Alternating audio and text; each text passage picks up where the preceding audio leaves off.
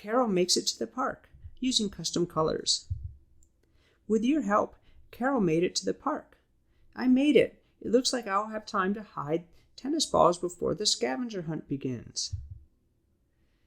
Recall from earlier, Karel has the ability to paint the world different colors.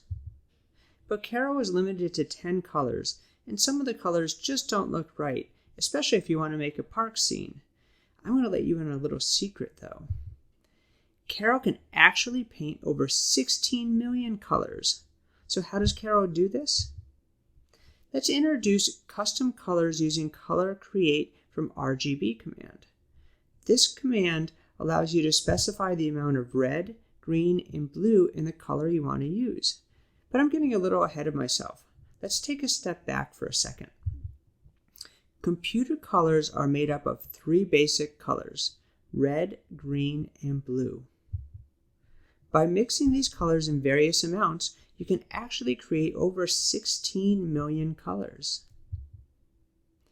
To do this, you specify the amount of red, green, and blue in the Color Create from RGB command. Each value needs to be between 0 and 255, with 0 being no color and 255 being full color. You can see some examples on this slide.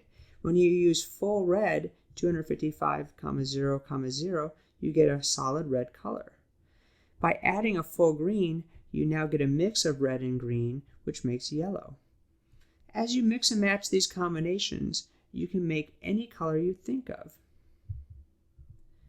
To use these, notice that the Color Create from RGB command is inserted into the Paint command just like any other color.